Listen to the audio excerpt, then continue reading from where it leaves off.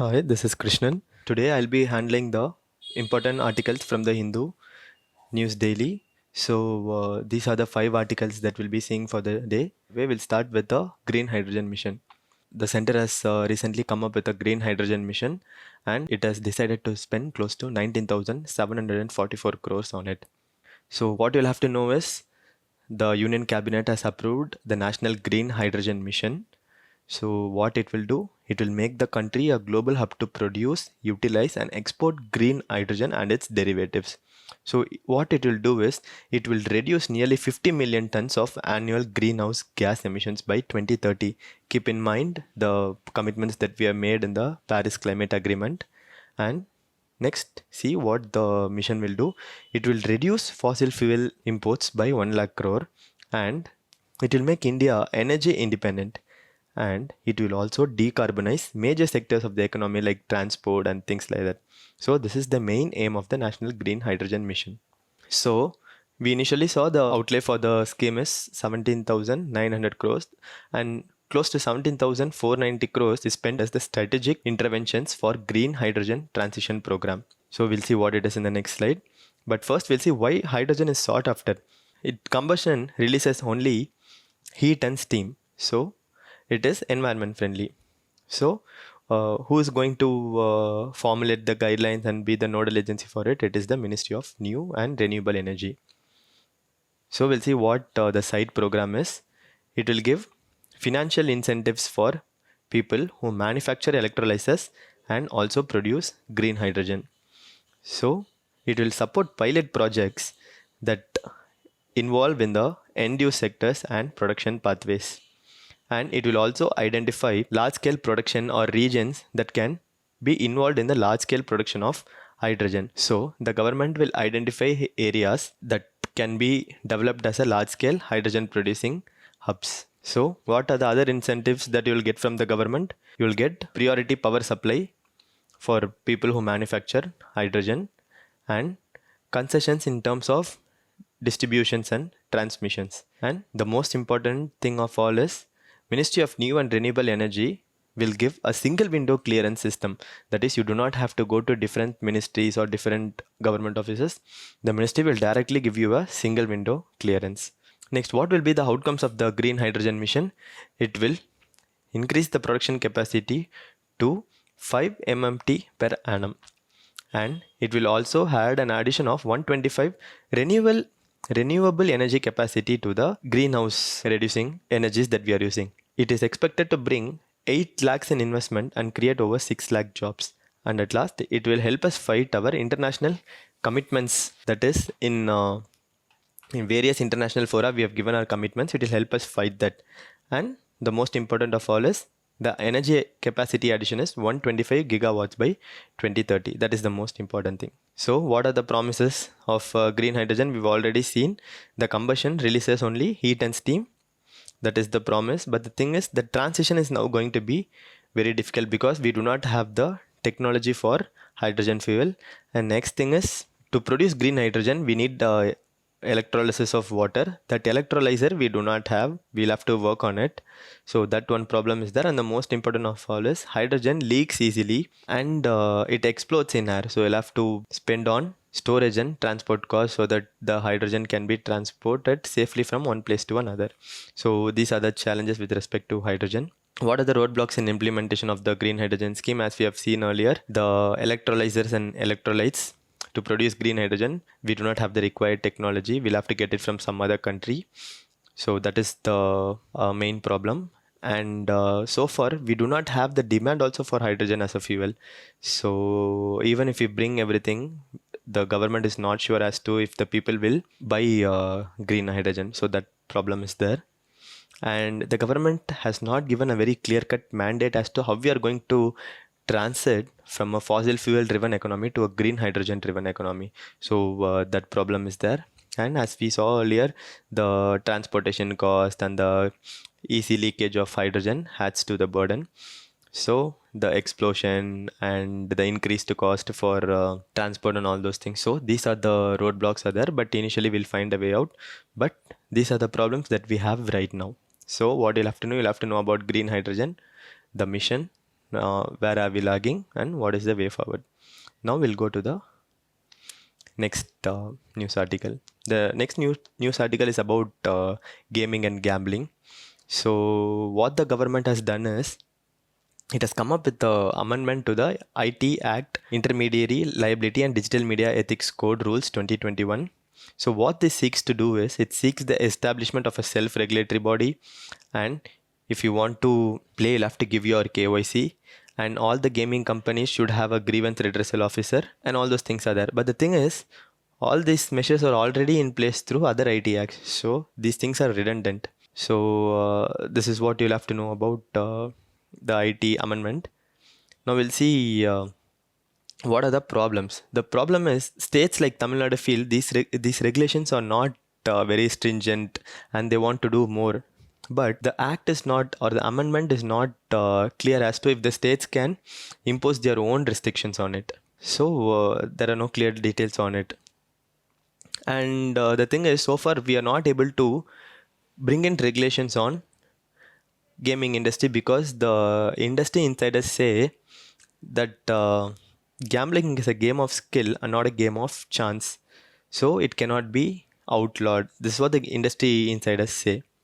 But the fact of the matter is, it is very difficult to say if something is a game of chance or a game of skill. So these issues are there. But there are clashes of act, the IT Act that is already enacted by the Union government, and the Colonial Public Gambling Act, which is already there by the Colonial Public Gambling Act, which is already there. What this does is, it has outlawed gambling if it takes place in the physical form. So the physical form of gambling is outlawed through the Colonial Public Gambling Act. But the government is silent as to whether the states can ban games that are online also. So there are loopholes or panacea in these areas. So what the government should do, it should take all these things into consideration and should come with a robust regulation for these platforms, as they'll have a huge impact on individuals and the society in the short and long run. Let's see what international other governments, other countries are doing with respect to gambling and online gaming. So the government so far says online game means only wagering platform. So the government should leave some scope as to expand what online gaming is. And so the government should ensure that youngsters shouldn't get caught in the addictive cycle of the online games. So as you know, a lot of online games are violent ridden, sexual ridden, and addictive ridden. So we should learn from other countries and make sure our youngsters are not get caught in these things. China, for example, has a set number of hours during which players can play. If you play after it, the device gets locked. So finally, we would like to say the government has to tread a very cautious path, because it has to regulate violent, sexual, and addictive content, while also ensuring that domestic and international game developments have certainty in their economic prospects. So what the government should do, it should take into consultation all stakeholders and ensure that economic rights, individual freedom, and social imperatives of all people are taken into consideration and they are maintained in harmony. So this is what the new Gambling Act and the IT Act is all about. Let us move on to the next article. So the next article for the day is Values of Self-Governance. So it is in news because it has been 3 decades since the enactment of the 73rd and 74 Amendment Act. So as you all know, the 73rd Constitutional Amendment Act asked the state government to constitute panchayats at the village and block and district levels, and 74th Constitutional Amendment is for urban areas like municipal corporations, councils, and nagar panchayats. So this is the third tier governance in our country. So what has happened? It has led to devolution. This term you should keep in mind with regard to local self-governance. So there is devolution of funds. You will get a lot of functions devolved from the tiers above you, and functionaries, you'll get people to work for you also. So this is what local self-governance is all about. So what is very unique about the Indian local government is it has constitutional sanction. Other local bodies around the world does not have this. So this is a huge thing for Indian local governance. So why do we say these local governments are important? Because if there are local governments, there will be smaller jurisdictions. These jurisdictions can provide services as per the preference of the locals, the local people there. And it promotes deeper democracy, since governments that are closer to the people allow citizens to engage with public affairs more easily. So that is why we say local governments are important. Let us now briefly look into the provisions of 73rd and 74th Constitutional Amendment Act. So it says states should vest panchayats and municipalities within the authority to enable them to function as institutions of self-government. So this is one of the main provisions of the 73rd and 74th Act. So why you should do this? If you do this, they are telling you'll have economic development as well as social justice. Next thing, it says conduct regular local elections and other things. As you know, it gives reservations of seats for scheduled castes, scheduled tribes and women in local councils. And it creates participative forums, like people can come together and talk. Where does this happen? It happens in gram panchayats, gram sabhas, ward committees and things like that. And the next thing is it deepens core values, like it deepens local democracy, it devolving of functions, decentralizing, which will all lead to economic development and social justice. But as you all know, there are several problems with it. What are the issues? First thing is there is limited autonomy and authority. Next thing is municipal governments are often seen to be ineffective in addressing even the basic needs of the citizens. That is, the corrupt local politicians are not allowing the local bodies to function and things like that. And what should you already know is there are inherent limitations in 74th Amendment itself. For example, the 74th Amendment says whatever you think is right, the state government should devolve it to the states. It does not have mandatory provisions for everything. Only certain things are mandatory and certain are not mandatory. So there is one small loophole in the Amendment Act. So this has led to state governments not implementing the 74th Amendment Act in letter and spirit. So what has all the discretion done is they have not devolved the powers for levying taxes. So if there are no taxes, there are no money. Why they are not giving these powers is cities are economic powerhouses and they have a lot of urban land which are expensive. If they give it to the local body, the state government and political parties will not have money. So here corruption plays a role and the devolving is not taking place. So if you go to the court telling the local government should be given more powers, what the courts are telling, we can only do what the 74th Constitutional Amendment is telling. And because of this loophole in the provisions, we are not able to do anything about the loopholes. But recently one landmark thing has happened, that is the Patna High Court order has declared some provisions of the Bihar Municipal Amendment Act 2021 as unconstitutional. What this act did is it transferred the powers of appointment of Group C and D employees of municipalities from the empowered standing committee of the municipality to the state government controlled Directorate of Municipal Administration. So what they did is from local government they took the power and gave it to themselves.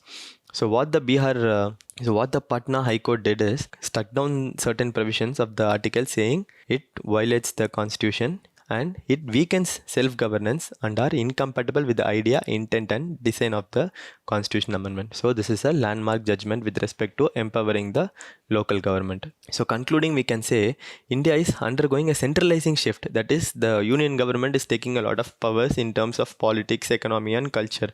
So there is a renewed assertion of federalism. So states are telling to the union that we want more power. So the same argument is valid for local bodies. States should give more powers to the local governments. So any debate on federalism should include larger discussions on how power should be divided and shared between governments at the union, state and local level, since local levels are also an integral part of the federal framework of the constitution. So we saw what are the provisions of 73rd, 74th Constitutional Amendment Act, what are the limitations in it and what is the way forward. Now let us move on to the next article. Recently we saw Ministry of Home Affairs has constituted a high power committee on Ladakh. Now let us see what it is all about. Ever since Article 370 was struck down, the people of Ladakh have been asking for a enhanced status with respect to protecting their autonomy. So let us see what this committee will look into. The committee will look into measures to protect the region's unique culture, language and it will do everything to ensure the geographical location and the strategic importance of Ladakh is maintained. Next thing what it should do do is it should protect land and it should also give employment for the people of Ladakh. And most important of all is it is going to look into the issues related to the empowerment of the Ladakh Autonomous Hill District Councils of Leh and Kargil. That is, effectively they are going to ask for the 6th schedule status for Ladakh. So why there is demand for 6th schedule? Civil society groups in Ladakh have been demanding for protection of land, resources and employment for the past 3 years after Article 370 was scrapped. Why they are doing is they fear big businesses will take away land and jobs from the local people. So they are asking for the 6th schedule status. So we'll see what the 6th schedule is all about. 6th schedule comes under Article 244 of the Indian Constitution. It protects the autonomy of tribal population. It creates autonomous development councils. It frames laws on land, public health and agriculture on its own. Right now we have 10 autonomous councils from 4 states, that are Assam, Meghalaya, Tripura and Mizoram. So the people are asking for the 6th schedule status, but the government is reluctant to give. Why it is reluctant to give? Because whatever benefits that you will get by being a part of 6th schedule, that you are already getting because you are a union territory, and they are telling we are giving you sufficient funds. So there is overall socio-economic development in Ladakh. So there is no need for 6th schedule status, like that the government is telling. And also the Ladakh administration recently increased the reservation for scheduled tribes from 10 to 45%. So they are telling we have done all these things, so we do not have to give you more concessions. So this is the government stand. So let us move on to the last article for the day. It is about Jellikattu, a cultural practice which is prevalent in Tamil Nadu, and variants of it are present in other states as well. But Jellikattu is predominantly an event that is taking place in Tamil Nadu. So why it is in news? A 5-judge constitution bench is going to give its ruling on the legality of conducting Jellikattu in Tamil Nadu. The judgment is giving a lot of excitement in Tamil Nadu because next week there is going to be Pongal in Tamil Nadu. Jellikattu was banned in May 2014 in the Animal Welfare Board of India versus A. Nagaraj case. So what happened in 2017? A huge protest broke out in the Marina Beach of Chennai. A lot of youngsters participated in it. What happened? It was linked to redeeming Tamil identity and culture. It was not just about Jellikattu. People started talking about Tamil identity and culture, and even eminent personalities like Rahman and A.R. Rahman and Vishwanath Anand supported the protest. So what is the issue now? The Prevention of Cruelty to Animals Tamil Nadu Amendment Ordinance was passed to allow Jellikattu, and what the Tamil Nadu government did, it subsequently adopted a bill to replace the ordinance, which resulted in people approaching the court. So what the Supreme Court did is it referred the matter to the Constitution Bench in February 2018. So what the Constitution Bench is going to look into is whether Jellikattu should be granted constitutional protection as a collective cultural right under Article 29 subsection 1, a fundamental right guaranteed under Article 3 of the Constitution to protect the education and cultural rights of citizens. So what they are going to do is they are going to see if Jellikattu is going to come under this provision. Other things that they will examine is whether the Prevention of Cruelty to Animals Tamil Nadu Amendment Act 2017 and the Prevention of Cruelty to Animals Conduct of Jellikattu Rules 2017 perpetuate cruelty to animals or were actually a means to ensure the survival and well-being of the native breed of bulls. Because one group is telling there is cruelty to animals and the other group says there is well-being of native breeds of bulls. So these things are going on, but the court says we feel that bulls are being tortured to the hilt in the process of performing the event. And the next thing is, even if the Tamil Nadu government says that we are protecting the bull, it says Jellikattu laws were relatable to Article 48 of the Constitution, which urged the state to endeavor to organize agriculture and animal husbandry on the modern and scientific lines. They are telling if you want to preserve Jellikattu under Article 48, you cannot bring it with Article 48 because Article 48 wants to do it on modern and scientific line, but the Jellikattu is not a modern and scientific line. Like that the Supreme Court is telling. What is the arguments for Jellikattu from the Tamil Nadu side? They are telling Jellikattu is a religious and cultural event. It is celebrated by people of all castes and creeds. The Tamil Nadu Council says, that is the advocate who is advocating for Tamil Nadu side says, rather than outrightly banning the sport, you modify it based on the needs of the time. So if you ban it, the people will think it is something against their cultural sentiments. And he also adds that Jellikattu is a tool to conserve the fast vanishing native breeds. So you do not ban Jellikattu, like that he's saying, and he's also telling it is taught in schools also, so that future generations will know how traditionally and culturally significant the event is. So these are the arguments that is put forward by the Council of Tamil Nadu. What is the arguments against that? People like Peter, they are telling liberty is inherent in every living being, but if you do Jellikattu, you are violating the inherent liberty that is present in the animals, and you are not taking animals consent. So all these things are being violated. Liberty, consent of the animal is being violated. And the next thing they are telling is the ordinance and the bill that the Tamil Nadu government brought is illegal because it was brought to circumvent the ban. And it also showed various videos and images of the petition. And it also showed various videos and images that showed that people participating in Jellikattu were harming the bulls. That is, their tamers pounced on the bull, causing the animals and bulls a lot of pain. And they are also telling there is no material to justify the Jellikattu as a part of Tamil culture. And they are also telling, if you tell this is culture, in the past, Sati and Dowry were also justified based on culture, but we have now outlawed it. Like that, we'll have to outlaw Jellikattu also, like that. These people against Jellikattu are telling. So these are the arguments for and against Jellikattu. These are the 5 articles that we'll be discussing today. So what we'll do is we'll discuss 2 prelims questions and 1 mains question. If you know the answer, you can give it on the comment section. So the first thing is, it is said to be green only if all its inputs are green. Second thing is, it is sought after because the combustion leaves only steam. It leaks easily, but it is not a major issue as it does not react with air. So which of the following statements are incorrect? If you know, you can comment. The incorrect statement is the third statement. It leaks easily, but it is a major issue because it reacts with air. And the next question is, what does the term dark sky reserve mean? This was in the newspaper today. So what does the term dark sky reserve means? It means a tract of land or region that has minimal artificial light interference. So people are doing this in Talakaveri to gaze at the sky. So this was in the news today. And you can write an answer for this in the comment section itself. We discussed this. The question is, it has been 3 decades since the enactment of 73rd and 74th Constitutional Amendment Act. So critically analyzing the provisions of the Act show the hits and misses of the historic Amendment Act. So we saw what are the loopholes, where there should be improvement. All those things we saw. So you write about it for 250 words in the comment section. We'll discuss it. So that is all for the day. I'll meet you on another day. Thank you for patiently watching the video. Bye.